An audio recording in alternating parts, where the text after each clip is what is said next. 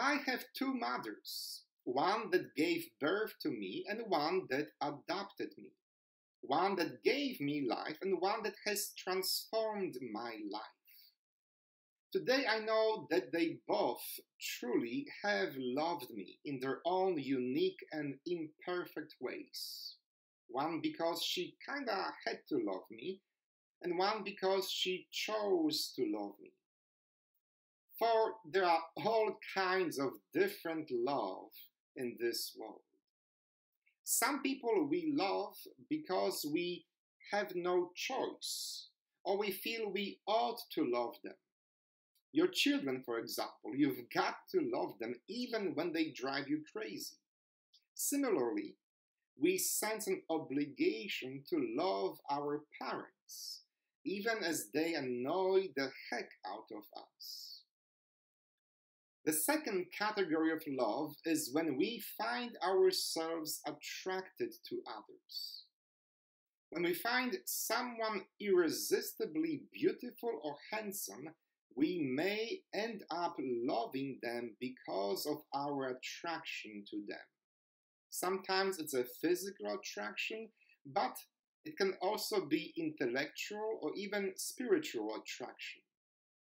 This second kind of love happens because there is a spark between two bodies or between two souls.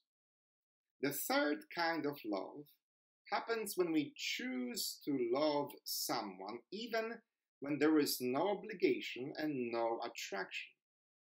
It's the kind of love that Lucy, my adopted mother, has for me. She didn't have to love me.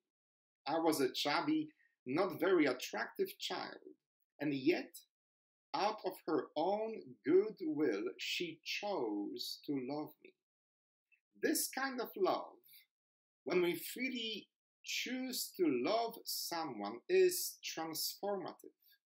It has the power to transform the lives of the one who loves and of the one who is being loved. Jesus commands us in this Sunday's Gospel passage to love one another. The Greek word for love in this sentence is agape. You see, unlike in English, Greek has different words for different kinds of love. There is eros, the attraction love, there is philia, friendship love, and there is agape, the love that goes the extra mile, or the love that you freely choose without any obligation or attraction. Jesus says, love one another as I love you. I freely chose to love you, even though I didn't have to love you. Then, seemingly all of a sudden, John has Jesus switch gears and talk about calling us friends instead of servants or slaves, according to some Bible translations. If you think such a statement looks weird in this paragraph from the Last Supper monologue, you are not alone. It makes little or no sense for Jesus to tell his closest followers that they are his friends, not servants or slaves. Well, perhaps it's not about what Jesus said to his apostles, but rather about what the author wants Jesus say to his audience. We must remember that the Gospel of John is the last of the 4 Gospels found in our Bible. It was written in the 90s of the 1st century, or perhaps even in the first years of the 2nd century. By that time, the followers of Christ existed in every major city of the Roman Empire. They gathered every Sunday to pray, to break bread together. At the time John's Gospel is composed, the church is already thriving, and the church is gathering under one roof people of different races, different social classes, different languages.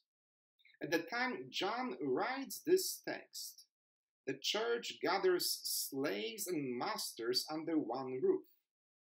It's hard for us to comprehend how revolutionary of an idea it is to gather rich and poor, masters and servants as fully equal, eating the same bread, drinking from the same cup.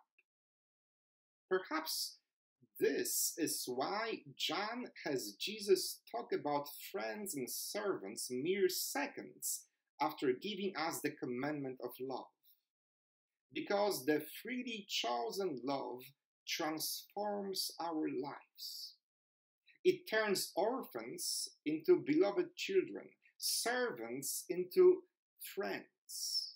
It turns cruel ancient society into a truly egalitarian church. Choose love.